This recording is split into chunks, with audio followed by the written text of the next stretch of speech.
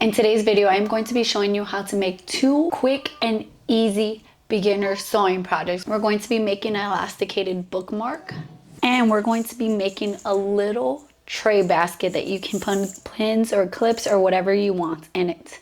So if you want to see how to do it, just keep watching. For this project, you're going to need some fold over elastic. I got a pack that came with like 20 different colors for $10. I'll have it linked in the description. You're going to need one fabric for your outer, one fabric for your lining, some fusible fleece or foam, and your pattern piece, which I'm going to show you how to do right now. Start off by drawing a square that's 8 inches by 8 inches. Take one corner of your paper and fold it in till you reach the other side. We're going to measure 1.5 inches from the point on this side, and we're going to mark that with a pencil. Then we're going to measure 2.5 inches from the point along the fold line, and we're going to put a mark there. So again, 1.5 inches from the point on this side, and then on the fold 2.5 inches. You want to take something round, you want to line it up, and you want to draw a curve from this point to this point. You can take something like a French curve ruler or just anything round, or you can just freehand it, to be honest. Or you can just freehand it just like that.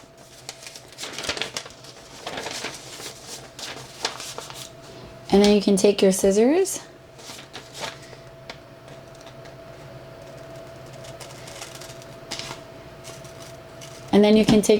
and cut along that line you just drew. When you open it up, you should have a pattern piece that looks like that. I'm going to repeat the same steps we did. We should have 2 points that look like that, and we're going to repeat for the opposite two ends. Then we're going to line up these two raw edges that we just cut, and we're going to do the exact same thing to the remaining two ends. And so now you should have a pattern piece that looks something like this. I wanted to show you what happens when you do your curves a specific way. They look quite different. I have two sides that look completely different.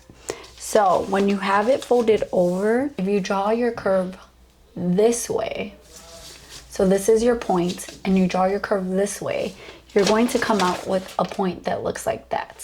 So when you sew this up, I'll show you how it looks because I did it both on mine so that you can see what it looks like.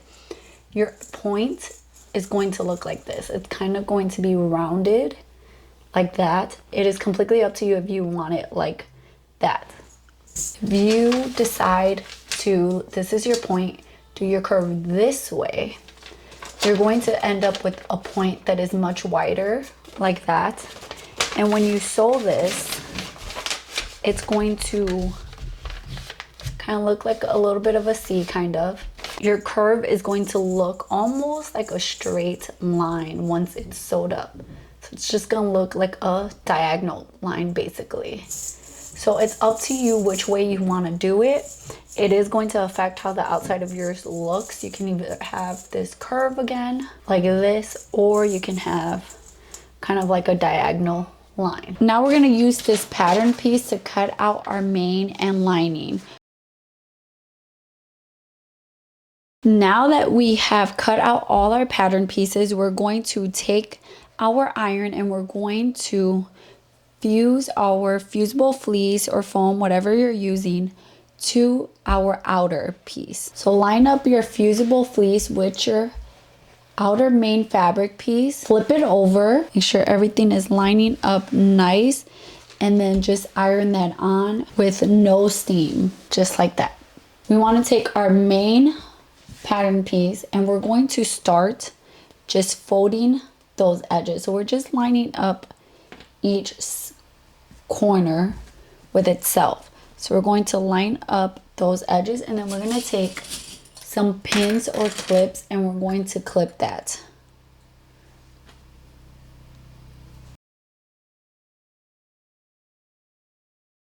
And it should look like this. We're going to repeat this for our lining piece as well. So now we want to take this over to our sewing machine, and we're going to sew along these edges at a 1/4 seam allowance, making sure to backstitch at the beginning and end.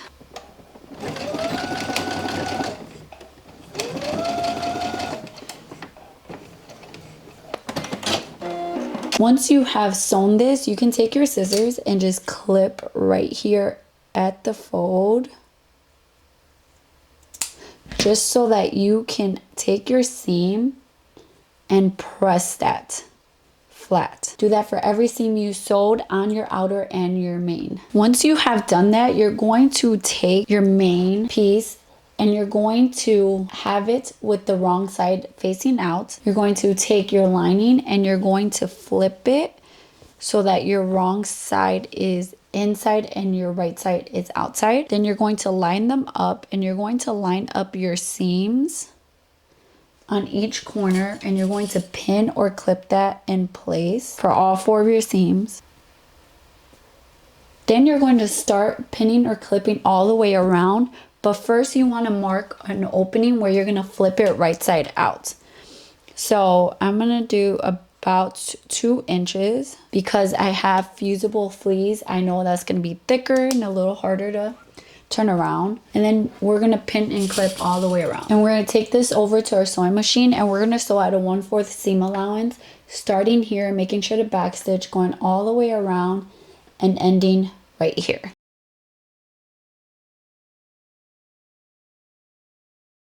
Once you have sewn that, you want to take your fingers through your gap and you want to slowly start pulling your main fabric piece out, making sure not to rip your stitches.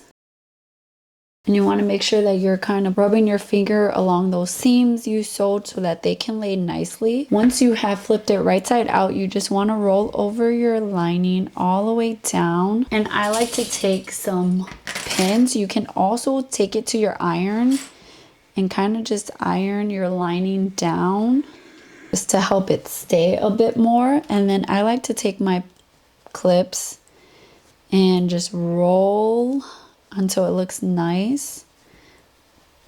Make sure you're paying attention to where you're opening the gap is that you left, because you want to make sure that you close that. And then you want to take this over to your sewing machine and you want to top stitch about a 1/8 seam allowance all the way around.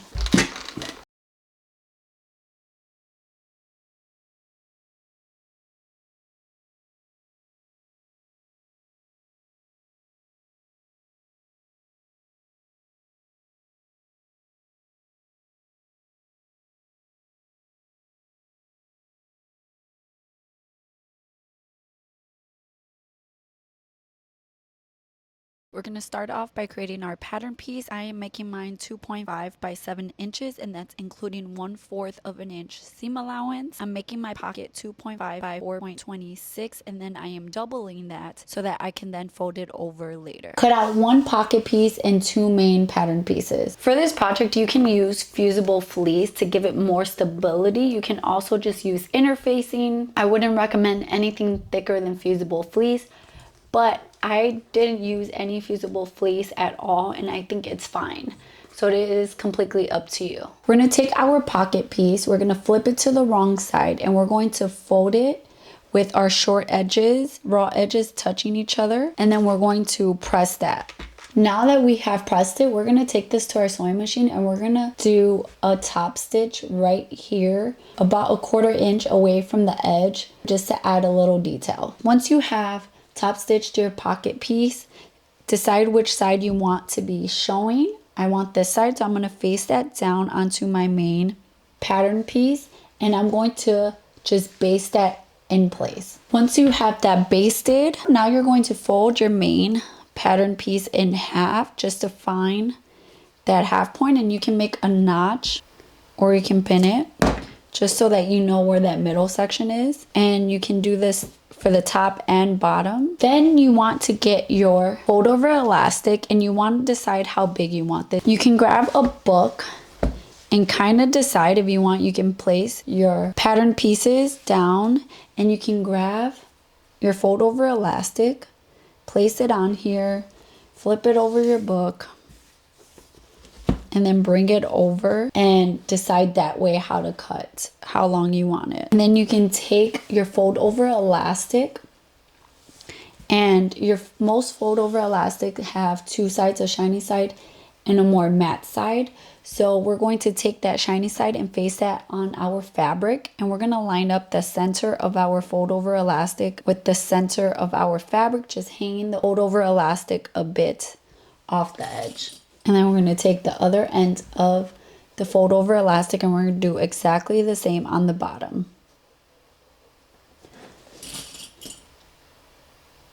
And once we have that in place, we're just going to take this over to our sewing machine and we're just going to baste that in place. And it should look like this.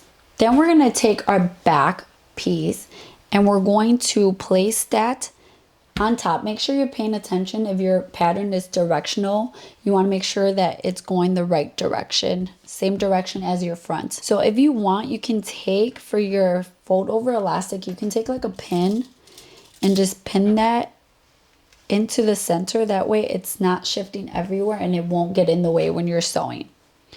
So take your main pattern piece, face that right sides together, and it should be like a little sandwich. So you have your main with your pocket and your fold over elastic, and then your back exterior piece. And you're going to line up those raw edges and you're going to clip or pin all the way around. Now you're going to take something like a marking tool and you're going to just mark a little opening on the side. I would suggest away from where the pocket is, so maybe up here, about 1.5 inches to 2 inches. And this is where we're going to flip it right side out once we're done sewing it. Now we're going to take this over to our sewing machine and we're going to sew starting here at a 1/4 seam allowance all the way around, and then coming back, ending at this point, making sure to backstitch at the beginning and end. Once you get to 1/4 inch from the edge, you want to pivot. So basically that means you're leaving your needle down and you're lifting up your presser foot. You're going to turn your fabric and then keep sewing. And make sure that when you're sewing across your elastic, I would go over it a few times because that is going to get a lot of wear and tear. Remember to backstitch when you get to your other marking. Once we're done sewing this, you can leave it as is, or you can take some pinking shears or scissors and kind of trim off your corners a bit so that they turn nicely. I'm probably just gonna trim down my whole seam allowance just so that it lays nicer when I flip it over. Just make sure that you don't clip through your stitches that you sewed up. And make sure to trim any fold over elastic that is hanging out. If you are trimming your seam allowance, make sure that you don't trim it where your opening is. Take your fingers and reach all the way for the other side, and you want to flip it right side out. And then you can use something like chopsticks to poke out your corners once you have flipped them. And then you can take this over to your iron and you can steam this so that it all lays nicer. And then you can take right here where your opening is that you left, you can kind of tug at it a little bit and it will naturally roll over, and just press that close. Now you can take this over to your sewing machine and you can top stitch at a 1/8 seam allowance all the way around, making sure you close that hole and making sure that you're not accidentally sewing your fold elastic down. So when you're sewing right here, make sure that it's out of the way, and same down here.